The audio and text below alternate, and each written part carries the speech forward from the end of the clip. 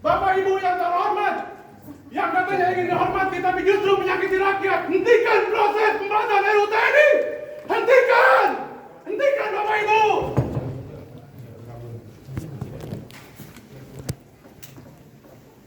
Kami minta agar dihentikan karena prosesnya dilakukan secara diam-diam dan tertutup. Tokoh dan masyarakat sipil membacakan petisi menolak kembalinya dui fungsi lewat revisi Undang-Undang TNI di Jakarta pada Senin 17 Maret 2025. Hal ini diucapkan Guru Besar Fakultas Hukum Universitas Indonesia, Sulistiowati Irianto. Lebih lanjut, Sulistiowati menilai bahwa agenda revisi Undang-Undang TNI tidak memiliki urgensi transformasi.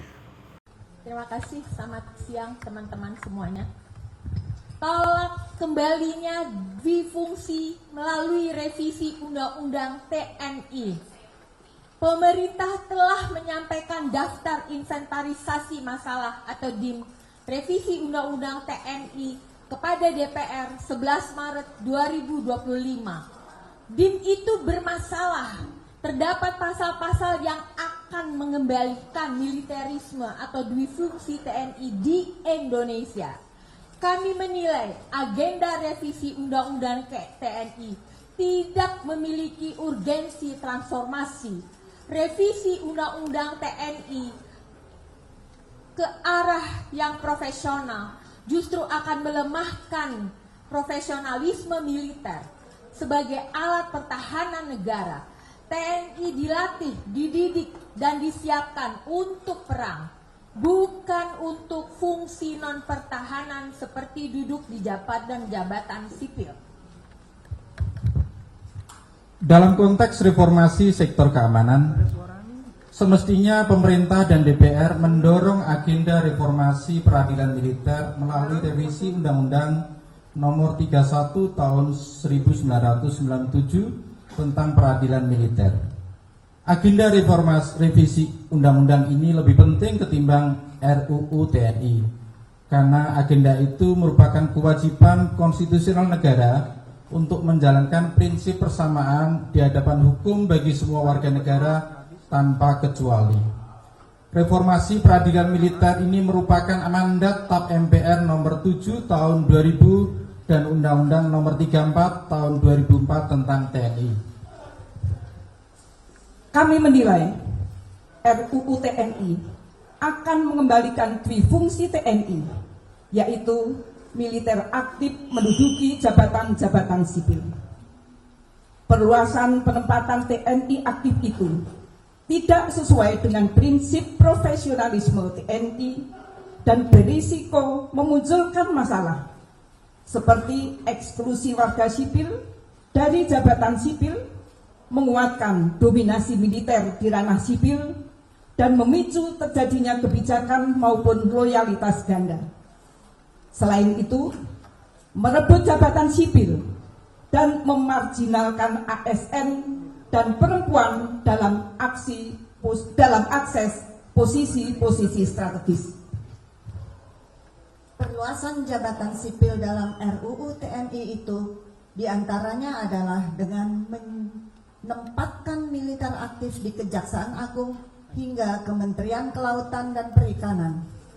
Ingat, TNI adalah alat pertahanan negara untuk perang, sedangkan Kejaksaan Agung adalah lembaga penegak hukum. Maka salah jika anggota TNI aktif duduk di institusi Kejaksaan Agung, dan salah jika ingin menempatkan militer aktif di Kementerian Kelautan dan Perikanan atau KKP. Dua contoh itu cerminan praktik duifungsi TNI. Kami menuntut berbagai pelanggaran terhadap Undang-Undang TNI selama ini dievaluasi dan ditertibkan. Kami mendesak agar anggota TNI aktif yang menduduki jabatan sipil di luar yang sudah diatur dalam pasal 47 ayat 2 Undang-Undang TNI agar segera mengundurkan diri atau pensiun dini. Selama ini banyak anggota TNI aktif yang duduk di jabatan sipil tanpa mengundurkan diri. terlebih dahulu, diantaranya Letkol Teddy sebagai Sekretaris Kabinet dan Kepala Sekretariat Presiden Mayor Jenderal Aryo Windutomo dan lain-lain.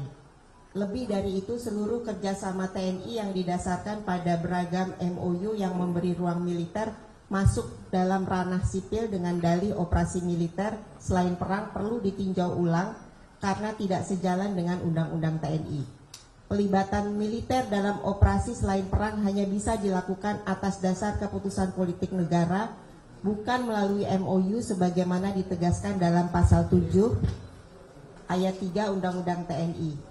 Tidak dibenarkan konstruksi politik hukum RUU TNI untuk menjustifikasi berbagai pelanggaran yang sudah ada. Kami memandang bahwa perluasan tugas militer untuk menangani narkotika adalah keliru dan bisa berbahaya bagi negara hukum. Penanganan masalah narkotika utamanya berada dalam koridor kesehatan. Pandangan hukum yang proporsional bukan perang. Pelibatan TNI dalam mengatasi narkotika akan melanggengkan penggunaan war model. Selama ini, model penegakan hukum saja seringkali bermasalah dan tidak proporsional dalam mengatasi narkotik. Apalagi jika menggunakan war model dengan melibatkan militer. Tentu hal ini akan menimbulkan terjadi kekerasan yang berlebihan secara serius. Apa yang terjadi di Filipina pada masa Rodrigo Duterte dalam war model untuk penanganan narkoba adalah contoh yang sangat buruk karena telah mengakibatkan terjadinya pelanggaran HAM berat. Dengan demikian, melibatkan TNI dalam menangani narkoba semuanya diatur dalam RUU TNI akan menempatkan TNI rentan menjadi pelaku pelanggaran HAM berat seperti terjadi dalam kasus penangkapan Duterte di Filipina oleh ICC. Lebih berbahaya lagi, RUU TNI juga hendak merevisi klausul pelibatan militer dalam operasi militer selain perang atau OMSP tanpa perlu persetujuan DPR. TNI ingin operasi militer selain perang cukup diatur dalam peraturan pemerintah. Padahal, operasi semacam itu termasuk kebijakan politik negara, yakni Presiden dengan pertimbangan DPR sebagaimana diatur oleh pasal 7 ayat 3 UU TNI 34 tahun 2004. RUU TNI mau meniadakan peran parlemen sebagai wakil rakyat. Ini akan menimbulkan konflik kewenangan atau tumpang tindih dengan lembaga lain dalam mengatasi masalah di dalam negeri. Secara tersirat, perubahan pasal itu merupakan bentuk pengambil alihan kewenangan wakil rakyat oleh TNI dalam operasi militer selain perang dan menghilangkan kontrol sipil. Kami menilai revisi Undang-Undang TNI ini hanya untuk melegitimasi mobilisasi dan ekspansi keterlibatan prajurit TNI dalam berbagai permasalahan domestik seperti makan bergizi gratis, distribusi gas LPG, ketahanan pangan, penjagaan kebun sawit, pelaksanaan proyek strategis nasional, serta penertiban dan penjagaan kawasan hutan bahkan sampai pengelolaan ibadah haji. Kami menolak RUU TNI maupun DIM RUU TNI yang disampaikan oleh pemerintah ke DPR karena mengandung pasal-pasal bermasalah dan berpotensi mengembalikan dui fungsi TNI dan militerisme di Indonesia.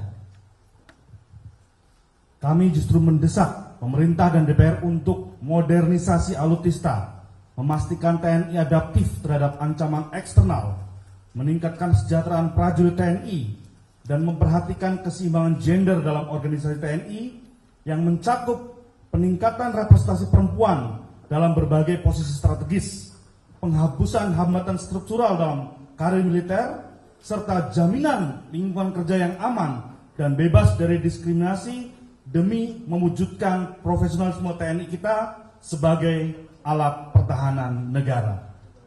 Jakarta, 15 Maret 2025.